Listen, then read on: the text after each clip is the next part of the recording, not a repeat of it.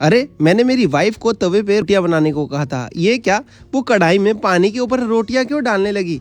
उसने पहले आटा गूंथ लिया और उसके बाद रोटियों को ऐसे गैस के ऊपर क्यों डाल दिया, मुझे तो कुछ समझ में नहीं आ रहा। लेकिन फिर वो बोली इतनी महंगी डिश घर पे आसानी से बना के दिखाऊंगी, आप चौंक जाओगे। मैंने कहा चलो बताओ कैसे करोगी।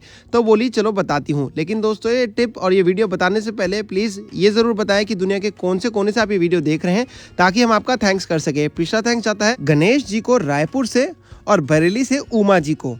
दोस्तों सबसे पहले मेरी वाइफ ने क्या करा, बोला रोटी के लिए मैं आटा गूंथ लेती हूँ। मैंने कहा ठीक है गूंथ लो। तो उसने क्या करा, आटे में थोड़ा सा नमक डाल दिया, थोड़ी सी हल्दी डाल दी और उसके बाद थोड़ा सा उसने जो कुकिंग ऑयल घर में इस्तेमाल करते हैं ना, वो 1.5-2 चम्मच डाल दिया। मैंने कहा बना तो तुम रोटी ही रही हो, लेकिन इसमें हल्दी क्यों। वो बोली बस थोड़ा सा कलर दे देना चाहती हूँ, बहुत हल्का सा। मैंने कहा चलो कोई बात नहीं, रोटी में कलर दे देना। लेकिन फिर उसने इस आटे को गूंथा तो देखा कि ये क्या ग्रिप कर रहा है। ग्रिप जैसी कर रहा था, उसने थोड़ा थोड़ा करके इसमें पानी ऐड करना शुरू करा और आटा मलना शुरू कर दिया। मुझे तब तक तो यही लगा कि रोटी घर में बन रही है। लेकिन उसके बाद उसने ऐसा इस टिप को, इस रेसिपी को यूटर्न दे दिया कि मैं तो भौचक्का सा रह गया। मैंने कहा ये क्या, तुमने आटा मल लिया है पर तुम इसके साथ करने क्या वाली हो। तो वो बोली रुको, मैं तुम्हारे लिए एक खास चीज़ आज बना के तैयार कर रही हूँ। मैंने कहा बन तो रोटी ही रही है ना।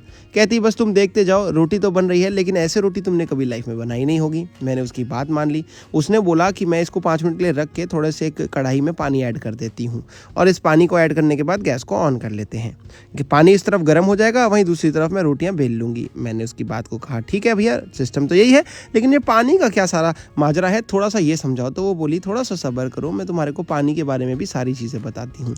उसने क्या करा, एक के बाद एक आटे की मदद से ये रोटी की चपाती को गूंथना, मलना और फिर बेलना शुरू कर दिया। मैंने देखा वो एक एक करके बहुत सारी रोटियां चपाती बेलती चली गई।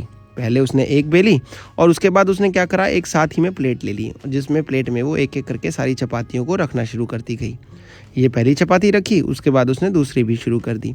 तो चलिए हम ये सारी प्रक्रिया आपको फटाफट दिखाते हैं, क्योंकि हमारा मेन तरीका होता है कि आपको मैसेज दे पाएँ, समझा सके कि हुआ क्या पूरी प्रक्रिया में। उसने एक एक करके ढेर सारी चपातियाँ जो हैं प्लेट में रखना शुरू कर दिया।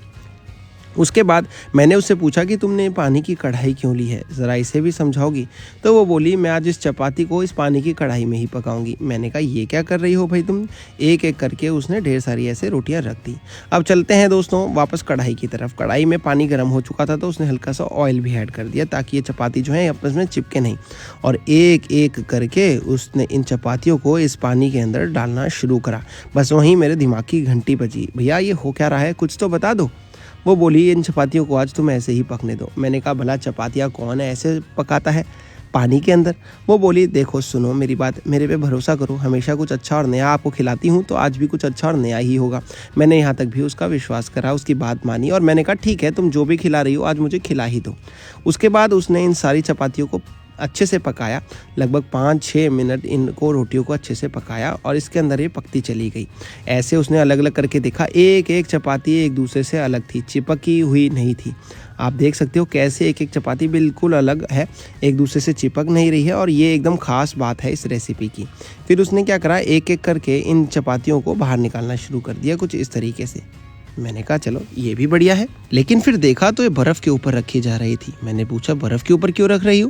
कहती इससे जल्दी ठंडी हो जाएगी। मैंने कहा भला ठंडी चपाती कौन खाएगा, और ये चपाती तो बनी ही नहीं। बोली जब मैंने कहा है कुछ नया और यूनिक बना के तैयार कर रही हूँ तो फिर ये चपाती कैसे बनेगी, कुछ यूनिक ही बनेगा। मैंने कहा ठीक है। फिर उसने क्या करा, कुछ सब्जियों को, वेजिस को काट लिया, चॉप करके रख लिया, जैसे कि गाजर, प्याज, टमाटर, और इसमें डाली है टमाटर नहीं है, इसमें कैप्सिकम है और पत्ता गोभी है और पनीर है। इसको उसने अच्छे से भून लिया, 1-2 मिनट भूनती रही। मैंने कहा ठीक है भून लेते हैं। लेकिन ये क्या, वहाँ पे रोटी पूरी तरीके से पकी नहीं है, यहाँ वो रोटी बनी भी नहीं है, यहाँ आप सब्जियाँ पहले ही बनाने लग गई हो। कहती रुको अभी तो मैं इसमें और सारी चीज़ें भी डालूंगी। मैंने कहा क्या। तो बोली मिक्सी के जार में पहले डालूंगी अदरक, फिर डालूंगी लहसुन, फिर डालूंगी हरी मिर्ची और डालूंगी 2 कटे हुए टमाटर और इनको अच्छे से पीस के इनका एक गाढ़ा पेस्ट बना लूँगी। मैंने कहा ये भी रोटी के लिए। बोली हाँ। मैंने देखा पेस्ट बन के तैयार हो गया, पेस्ट को रख दिया साइड में। और जो ये रोटी थी ना, उसने क्या करा, इसको एक अलग सूखी प्लेट में निकाल लिया, 2-2 करके। पहले 2 रोटियों को निकाला, मतलब 5-6 थी तो 2 रोटी पहले निकाली, उनको काटना शुरू करा ऐसे लंबे लंबे परतें। अब मेरे दिमाग की बत्ती चली। मैंने कहा भाई ये तो कुछ तुम घर पे चाउमीन या पास्ता जैसा बना रही हो, वो भी होममेड, जिसमें हम पास्ता चाउमीन भी बाज़ार से नहीं लाएंगे। वो बोली तुमने गेस तो ठीक करा है, आसपास ही करा है, लेकिन एग्जैक्टली क्या बनेगा वो भी देख लो। और ये जो प्याज, ये जो टमाटर हमने पीसे थे ना लहसुन और अदरक के साथ और हरी मिर्ची के साथ, उसका पेस्ट भी इन्हीं सब्जियों में डाल दिया और इसे हल्का पकने दिया। वहीं दूसरी तरफ जो हमारी रोटियां कट रही थी ना दोस्तों पकाने के बाद, वो उधर काटनी शुरू चल रही थी, उधर प्रोग्राम रोटियों का भी। ये देखिए, तो एक एक करके आप देखेंगे कि कैसे ये रोटियां कटती चली गई। तो अब हुआ क्या दोस्तों, मुझे फाइनली समझ में आया, ये घर पे कुछ चाउमीन या नूडल्स या पास्ता टाइप की चीज़ बन के तैयार हुई। और इसके लिए हमने बाज़ार से कोई भी सामग्री नहीं ली ऐसी, यानी कि हमने पास्ता नूडल्स बाज़ार ही नहीं लिए, घर के बना के तैयार करें, मतलब गेहूं के, क्योंकि जो नूडल्स होते हैं ना ज़्यादातर मैदा के हो जाते हैं, और इसलिए हमने इसे गेहूं का बना के तैयार करा।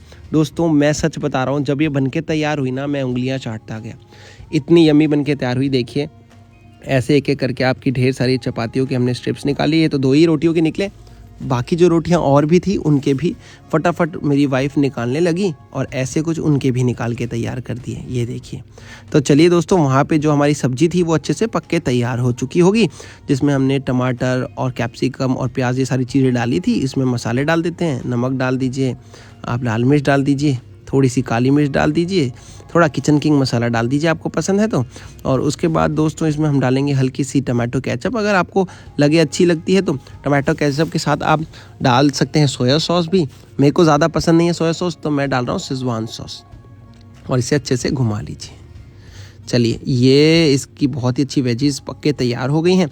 अब इसमें हम क्या करेंगे, ऐड कर लेंगे जो हमने होममेड नूडल्स बना के गेहूं के तैयार करे थे, और ये बहुत ही शानदार लजीज आपकी रेसिपी बन के तैयार हो जाएगी। चलिए इन्हें ऐड कर लेते हैं। दोस्तों आपको कैसी लगी है वीडियो मुझे ज़रूर बताइएगा। इसका एक फ़ाइनल लुक, एक फ़ाइनल टेक ज़रूर देख के जाइएगा, क्योंकि इतना ही अमेलिशियस, इतना सुंदर बन के तैयार हुआ है, आप खुश हो जाएंगे इसकी रेसिपी को देख के।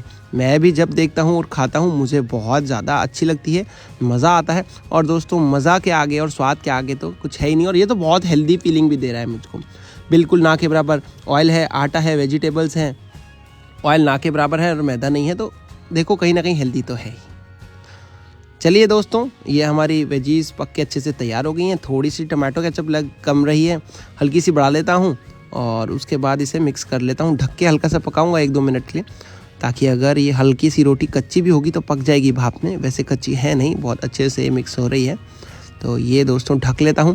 दोस्तों जब तक ये ढक के से पकाई जाएगी और आपको फाइनल टेक दिखाया जाएगा, आप ज़रूर कमेंट करके बताएं दुनिया के कौन से कोने से आप ये वीडियो देख रहे हैं, ताकि हम आपका थैंक्स कर सकें। दोस्तों मैं चलता हूँ, अपना और अपने परिवार का ध्यान रखिए, और डिलीशियस फूड को कीमती समय देने के लिए बहुत बहुत धन्यवाद दोस्तों। मैं फिर से लौट के आऊँगा कुछ अच्छा, कुछ तरोताज़ा और बढ़िया लेके आप तक।